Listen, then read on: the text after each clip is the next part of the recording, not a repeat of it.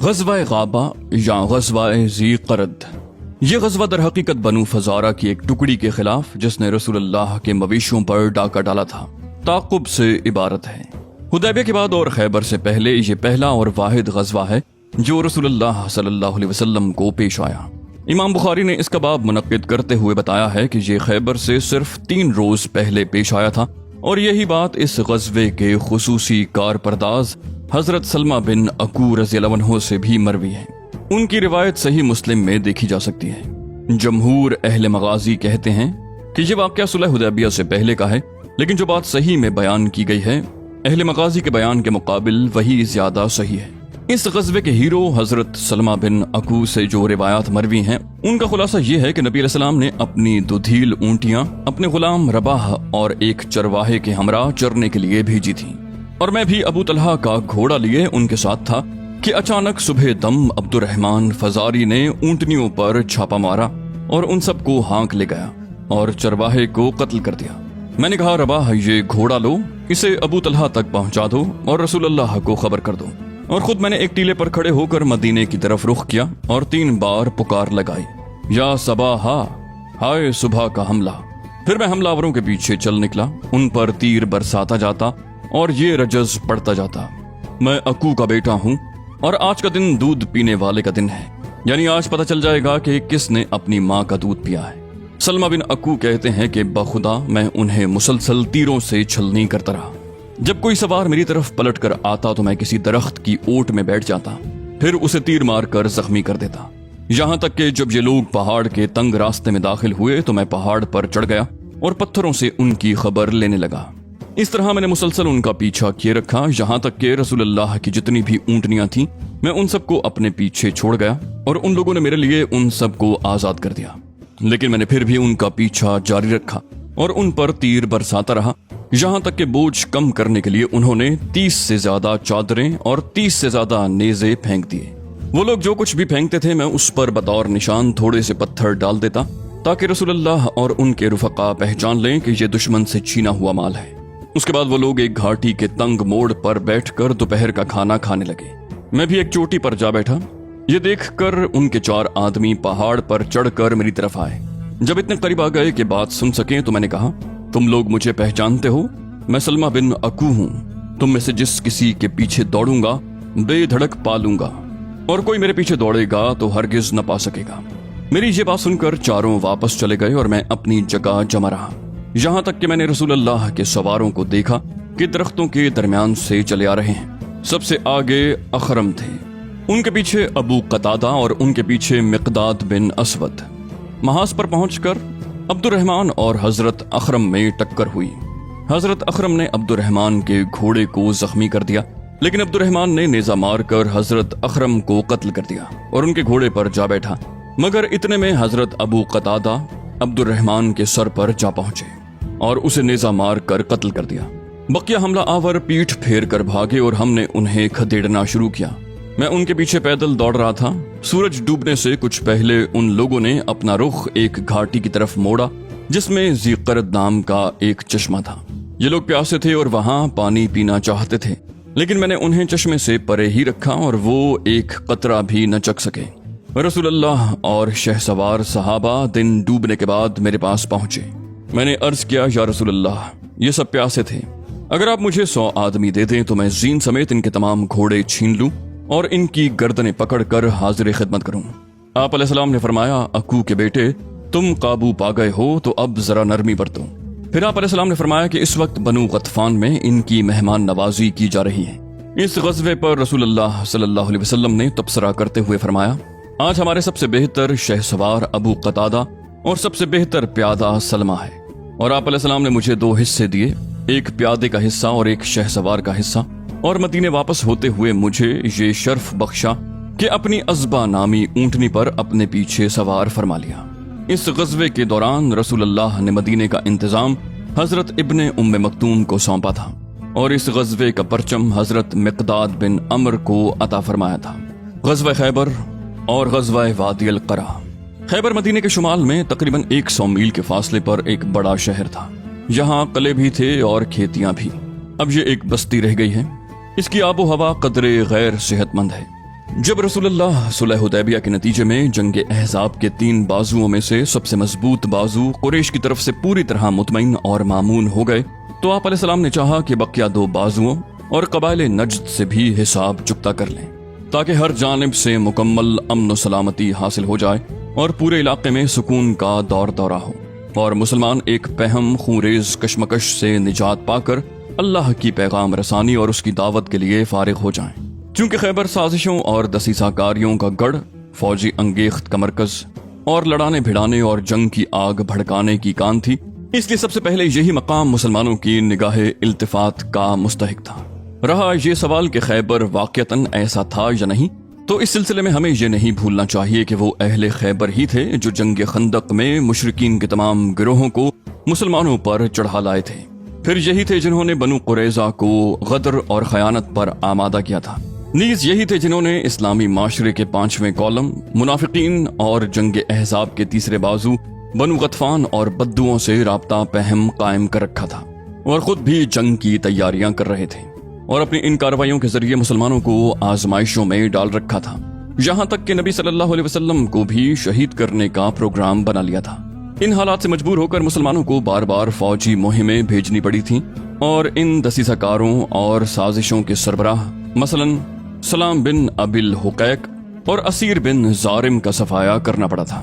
लेकिन इन यहूद के मुतल्लिक मुसलमानों का फर्ज दर हकीकत इससे भी कहीं बड़ा था। अलबत्ता मुसलमानों ने इस फर्ज की अदायगी में कदर ताखीर से इसलिए काम लिया था कि अभी एक कुव्वत यानी कुरैश, जो इन यहूद से ज्यादा बड़ी ताकतवर, जंगजू और सरकश थी, मुसलमानों के मद्दे मुकाबिल थी। इसलिए मुसलमान इसे नजरअंदाज करके यहूद का रुख नहीं कर सकते थे। लेकिन जो ही कुरैश के साथ इस महाजाराई का खात्मा हुआ, उन मुजरिम यहूदियों के मुहासबे के लिए फजा साफ हो गई और उनका यौमुल हिसाब करीब आ गया। इब्न इसहाक का बयान है कि रसूलुल्लाह ने हुदैबिया से वापस आकर जिलहज का पूरा महीना और मुहर्रम के चंद दिन मदीने में क़याम फरमाया, फिर मुहर्रम के बाकी मानदा अय्याम में खैबर के लिए रवाना हो गए। मुफस्सिरीन का बयान है कि खैबर अल्लाह ताला का वादा था जो उसने अपने इरशाद के जरिए फरमाया था। इरशाद बारी ताला है, अल्लाह ने तुमसे बहुत से अम्वाल गनीमत का वादा किया है, जिसे तुम हासिल करोगे तो उसको तुम्हारे लिए फौरी तौर पर अता कर दिया। जिसको फौरी तौर पर अता कर दिया उससे मुराद सुलह हुदैबिया है और बहुत से अम्वाल गनीमत से मुराद खैबर है। चूंकि मुनाफिकीन और कमजोर ईमान के लोग सफर हुदैबिया में रसूलुल्लाह की रफाकत इख्तियार करने की बजाय अपने घरों में बैठ रहे थे, इसलिए अल्लाह ताला ने अपने नबी सल्लल्लाहु अलैहि वसल्लम को उनके बारे में हुक्म देते हुए फरमाया। इरशाद बारी ताला है, जब तुम अम्वाल गनीमत हासिल करने के लिए जाने लगो तो ये पीछे छोड़े गए लोग कहेंगे कि हमें भी अपने साथ चलने दो। ये चाहते हैं कि अल्लाह की बात बदल दें। इनसे कह देना कि तुम हरगिज हमारे साथ नहीं चल सकते। अल्लाह ने पहले ही से ये बात कह दी है। इस पर ये लोग कहेंगे कि नहीं, बल्कि तुम लोग हमसे हसद करते हो। हालांकि हकीकत ये है कि ये लोग कम ही समझते हैं। चुनांचे जब रसूलुल्लाह ने खैबर की रवानगी का इरादा फरमाया तो ऐलान फरमा दिया कि आप अलैहिस्सलाम के साथ सिर्फ वही आदमी रवाना हो सकता है जिसे वाक़यतन जिहाद की रग़बत और ख्वाहिश है। इस ऐलान के नतीजे में आप अलैहिस्सलाम के साथ सिर्फ वही लोग जा सके जिन्होंने हुदैबिया में दरख्त के नीचे बैत रिज़वान की थी और उनकी तादाद सिर्फ 1400 थी। इस ग़ज़वे के दौरान मदीने का इंतजाम हजरत सबा बिन अरफिता ग़फ़ारी को और इब्न इसहाक के मुताबिक नुमैला बिन अब्दुल्लाह लैसी को सौंपा गया था। मुहक्किकीन के नजदीक पहली बात ज्यादा सही है।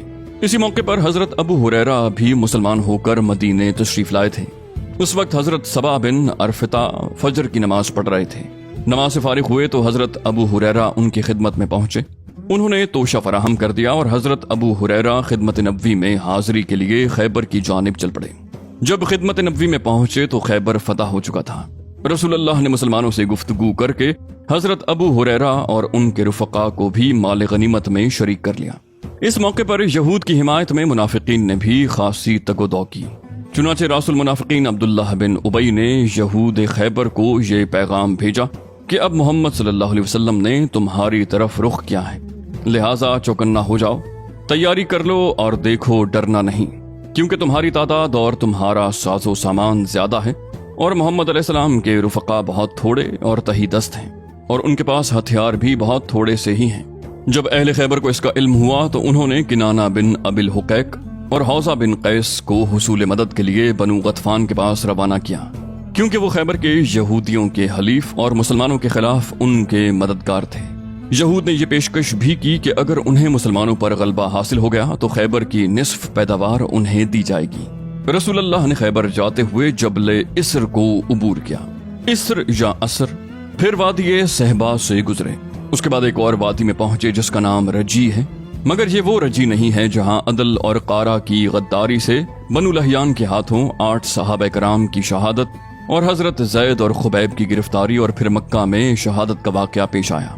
رجی سے بنو غطفان کی آبادی صرف 1 دن اور 1 رات کی دوری پر واقع تھی، اور بنو غطفان نے تیار ہو کر یہود کی امداد کے لیے خیبر کی راہ لی تھی، لیکن اثناء راہ میں انہیں اپنے پیچھے کچھ شور و شغب سنائی پڑا تو انہوں نے سمجھا کہ مسلمانوں نے ان کے بال بچوں اور مویشیوں پر حملہ کر دیا ہے، اس لیے وہ واپس پلٹ گئے اور خیبر کو مسلمانوں کے لیے آزاد چھوڑ دیا۔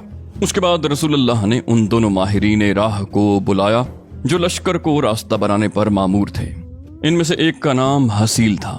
ان دونوں سے آپ علیہ السلام نے ایسا مناسب ترین راستہ معلوم کرنا چاہا جسے اختیار کر کے خیبر میں شمال کی جانب سے یعنی مدینے کی بجائے شام کی جانب سے داخل ہو سکیں، تاکہ اس حکمت عملی کے ذریعے ایک طرف تو یہود کے شام بھاگنے کا راستہ بند کر دیں اور دوسری طرف بنو غطفان اور یہود کے درمیان حائل ہو کر ان کی طرف سے کسی مدد کی رسائی کے امکانات ختم کر دیں۔ ایک رہنما نے کہا، اے اللہ کے رسول، میں آپ کو ایسے ہی راستے سے لے چلوں گا۔ چنانچہ وہ آگے آگے چلا، ایک مقام پر پہنچ کر جہاں متعدد راستے پھوٹتے تھے عرض کیا، یا رسول اللہ، ان سب راستوں سے آپ منزل مقصود تک پہنچ سکتے ہیں؟ آپ علیہ السلام نے فرمایا کہ وہ ہر ایک کا نام بتائے۔ اس نے بتایا کہ ایک کا نام حزن ہے یعنی سخت اور کھردرا، آپ نے اس پر چلنا منظور نہ کیا۔ اس نے بتایا دوسرے کا نام شاش ہے یعنی تفرق اور اضطراب والا، آپ نے اسے بھی منظور نہ کیا۔ اس نے بتایا تیسرے کا نام حاتب ہے یعنی لکڑہارا، آپ نے اس پر بھی چلنے سے انکار کر دیا۔ حسین نے کہا، اب ایک ہی راستہ باقی رہ گیا ہے۔ حضرت عمر نے فرمایا، اس کا نام کیا ہے؟ حسین نے کہا، مرحب یعنی کشادگی۔ نبی علیہ السلام نے اس پر چلنا پسند فرمایا۔ حضرت سلمہ بن عکو رضی اللہ عنہ کا بیان ہے کہ ہم لوگ نبی علیہ السلام کے ہمراہ خیبر روانہ ہوئے، رات میں سفر طے ہو رہا تھا۔ ایک آدمی نے عامر سے کہا، اے عامر، کیوں نہ ہمیں اپنے کچھ نوادرات سناؤ؟ عامر شاعر تھے، سواری سے اترے اور قوم کی ہدی خوانی کرنے لگے۔ اشعار کچھ یوں تھے، اے اللہ، اگر تو نہ ہوتا تو ہم ہدایت نہ پاتے، نہ صدقہ کرتے نہ نماز پڑھتے، ہم تجھ پر قربان، تو ہمیں بخش دے جب تک ہم تقوی اختیار کریں، اور اگر ہم ٹکرائیں تو ہمیں ثابت قدم رکھ اور ہم پر سکینت نازل فرما۔ جب ہمیں للکارا جاتا ہے تو ہم اکڑ جاتے ہیں، اور للکار میں ہم پر لوگوں نے اعتماد کیا ہے۔ رسول اللہ نے فرمایا، یہ کون ہدی خواں ہے؟ لوگوں نے کہا، عامر بن عکو۔ آپ علیہ السلام نے فرمایا، اللہ اس پر رحم کرے۔ قوم کے ایک آدمی نے کہا، اب تو ان کی شہادت واجب ہو گئی، آپ علیہ السلام نے ان کے وجود سے ہمیں بہربر کیوں نہ فرمایا؟ صحابہ کرام کو معلوم تھا کہ جنگ کے موقع پر رسول اللہ کسی انسان کے لیے خصوصیت سے دعائیں مغفرت کریں تو وہ شہید ہو جاتا ہے، اور یہی واقعہ جنگ خیبر میں حضرت عامر کے ساتھ پیش آیا۔ اس لیے انہوں نے یہ عرض کی تھی کہ کیوں نہ ان کے لیے درازی عمر کی دعا کی گئی کہ ان کے وجود سے ہم مزید بہربر ہوتے ہیں۔ خیبر کے بالکل قریب وادی صحبا میں آپ علیہ السلام نے عصر کی نماز پڑھی، پھر توشے منگوائے تو صرف ستو لائے گئے، آپ علیہ السلام کے حکم سے ملائے گئے، پھر آپ علیہ السلام نے کھائے اور صحابہ نے بھی کھائے۔ اس کے بعد آپ نماز مغرب کے لیے اٹھے تو صرف کلی کی، صحابہ نے بھی کلی کی۔ پھر آپ علیہ السلام نے نماز پڑھی اور وضو نہ فرمایا، پہلے ہی وضو پر اکتفا کیا۔ پھر آپ علیہ السلام نے عشاء کی نماز ادا فرمائی۔ مسلمانوں نے آخری رات جس کی صبح جنگ شروع ہوئی خیبر کے قریب گزاری، لیکن یہود کو کانوں کان خبر نہ ہوئی۔ نبی صلی اللہ علیہ وسلم کا دستور تھا کہ جب رات کے وقت کسی قوم کے پاس پہنچتے تو صبح ہوئے بغیر ان کے قریب نہ جاتے۔ چنانچہ اس رات جب صبح ہوئی تو آپ نے اندھیرے میں فجر کی نماز ادا فرمائی۔ اس کے بعد مسلمان سوار ہو کر خیبر کی طرف بڑھے۔ ادھر اہل خیبر بے خبری میں اپنے پھاوڑے اور کھانچی وغیرہ لے کر اپنی کھیتی باڑی کے لیے نکلے تو اچانک لشکر دیکھ کر چیختے ہوئے شہر کی طرف بھاگے کہ خدا کی قسم محمد لشکر سمیت آ گئے ہیں۔ نبی صلی اللہ علیہ وسلم نے یہ منظر دیکھ کر فرمایا، اللہ اکبر، خیبر تباہ ہوا، اللہ اکبر، خیبر تباہ ہوا۔ جب ہم کسی قوم کے میدان میں اتر پڑتے ہیں تو ان ڈرائے ہوئے لوگوں کی صبح بری ہو جاتی ہے۔ نبی علیہ السلام نے لشکر کے پڑاؤ کے لیے ایک جگہ کا انتخاب فرمایا۔ اس پر حباب بن منذر نے آ کر عرض کیا، یا رسول اللہ، یہ بتلائیے کہ اس مقام پر اللہ نے آپ کو پڑاؤ ڈالنے کا حکم دیا ہے یا یہ محض آپ کی جنگی تدبیر اور رائے ہے؟ آپ علیہ السلام نے فرمایا نہیں، یہ محض ایک رائے اور تدبیر ہے۔ انہوں نے کہا اے اللہ کے رسول، یہ مقام قلعہ نطاس سے بہت ہی قریب ہے اور خیبر کے سارے جنگجو افراد اسی قلعے میں ہیں، انہیں ہمارے حالات کا پورا علم رہے گا اور ہمیں ان کے حالات کی خبر نہ ہوگی۔ ان کے تیر ہم تک پہنچ جائیں گے اور ہمارے تیر ان تک نہ پہنچ سکیں گے، ہم ان کے شبخون سے بھی محفوظ نہ رہیں گے۔ پھر یہ مقام کھجوروں کے درمیان ہے، پستی میں واقع ہے اور جہاں کی زمین بھی وبائی ہے، اس لیے مناسب ہوگا کہ آپ کسی ایسی جگہ پڑاؤ ڈالنے کا حکم فرمائیں جو ان مفاسد سے خالی ہو اور ہم اسی جگہ منتقل ہو کر پڑاؤ ڈالیں۔ رسول اللہ نے فرمایا تم نے جو رائے دی بالکل درست ہے۔ اس کے بعد آپ علیہ السلام دوسری جگہ منتقل ہو گئے۔ نیز جب آپ علیہ السلام خیبر کے اتنے قریب پہنچ گئے کہ شہر دکھائی پڑنے لگا تو آپ علیہ السلام نے فرمایا ٹھہر جاؤ۔ لشکر ٹھہر گیا۔ آپ علیہ السلام نے دعا فرمائی، اے اللہ، ساتوں آسمان اور جن پر وہ سایہ فگن ہیں ان کے پروردگار، اور ساتوں زمین اور جن کو وہ اٹھائے ہوئے ہیں ان کے پروردگار، اور شیاطین جن کو انہوں نے گمراہ کیا ان کے پروردگار، ہم تجھ سے اس بستی کی بھلائی، اس کے باشندوں کی بھلائی کا سوال کرتے ہیں، اور اس بستی کے شر سے اور اس کے باشندوں کے شر سے اور اس میں جو کچھ ہے اس کے شر سے تیری پناہ مانگتے ہیں۔ جس رات خیبر کی حدود میں رسول اللہ داخل ہوئے فرمایا، میں کل جھنڈا ایک ایسے آدمی کو دوں گا جو اللہ اور اس کے رسول سے محبت کرتا ہے اور جس سے اللہ اور اس کے رسول محبت کرتے ہیں۔ صبح ہوئی تو صحابہ کرام نبی صلی اللہ علیہ وسلم کی خدمت میں حاضر ہوئے، ہر ایک یہی آرزو باندھے اور آس لگائے تھا کہ جھنڈا اسے مل جائے گا۔ رسول اللہ نے فرمایا علی ابن ابی طالب کہاں ہیں؟ صحابہ نے کہا یا رسول اللہ ان کی تو آنکھ آئی ہوئی ہے۔ فرمایا انہیں بلاؤ۔ وہ لائے گئے۔ رسول اللہ صلی اللہ علیہ وسلم نے ان کی آنکھوں میں لعاب دہن لگایا اور دعا فرمائی، وہ شفا یاب ہو گئے، گویا انہیں کوئی تکلیف تھی ہی نہیں۔ پھر انہیں جھنڈا عطا فرمایا۔ انہوں نے عرض کیا یا رسول اللہ میں ان سے اس وقت تک لڑوں کہ وہ ہمارے جیسے ہو جائیں۔ آپ علیہ السلام نے فرمایا اطمینان سے جاؤ یہاں تک کہ ان کے میدان میں اترو، پھر انہیں اسلام کی دعوت دو اور اسلام میں اللہ کے جو حقوق ان پر واجب ہوتے ہیں ان سے آگاہ کرو۔ بخدا تمہارے ذریعے اللہ تعالیٰ ایک آدمی کو بھی ہدایت دے دے تو یہ تمہارے لیے سرخ اونٹوں سے بہتر ہے۔ خیبر کی آبادی 2 منطقوں میں بٹی ہوئی تھی۔ ایک منطقے میں حسب ذیل 5 قلعے تھے، حصن نائم، حصن صاب بن معاذ، حصن قلعہ زبیر، حصن ابی، حصن نزار۔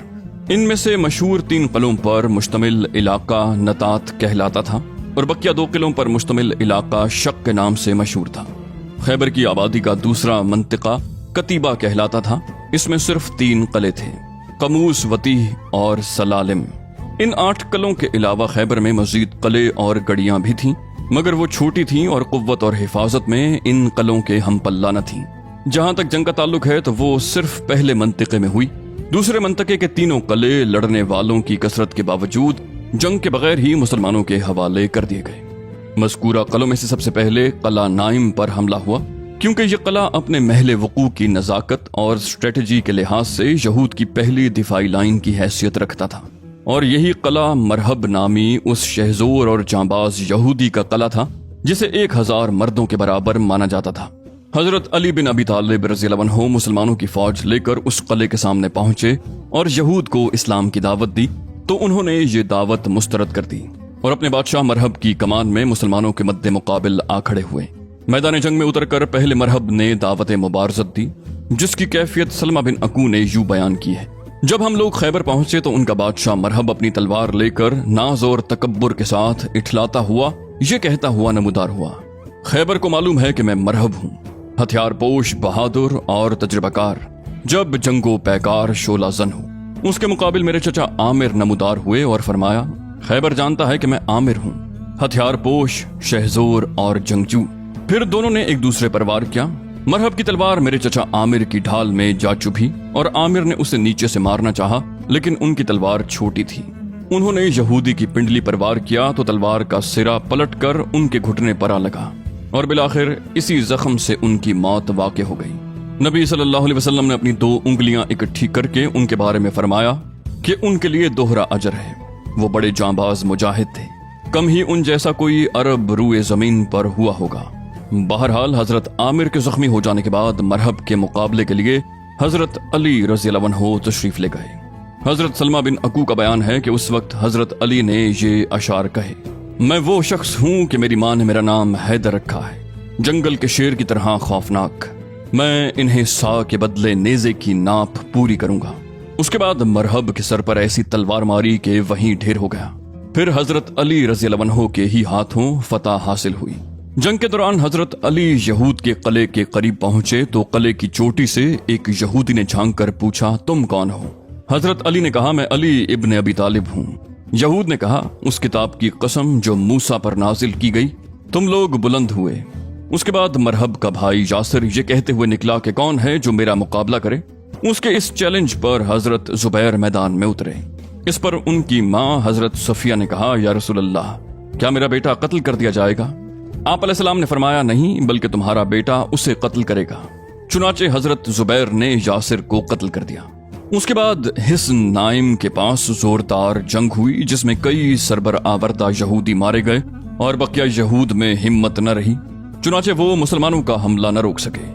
कहा जाता है कि ये जंग कई दिन जारी रही और इसमें मुसलमानों को शदीद मुकावमत का सामना करना पड़ा। ताहम यहूद मुसलमानों को ज़ेर करने से मायूस हो चुके थे, इसलिए चुपके चुपके उस किले से मुंतकिल होकर किला सौब में चले गए और मुसलमानों ने किला नाइम पर कब्जा कर लिया। किला नाइम के बाद किला सौब कुव्वत व हिफाजत के लिहाज से दूसरा सबसे मजबूत किला था। मुसलमानों ने हजरत हुबाब बिन मुंजिर अंसारी रज़ी अल्लाह अन्हु की कमान में उस किले पर हमला किया और 3 रोज तक उसे घेरे में लिए रखा। तीसरे दिन रसूलुल्लाह ने उस किले की फतह के लिए खुसूसी दुआ फरमाई।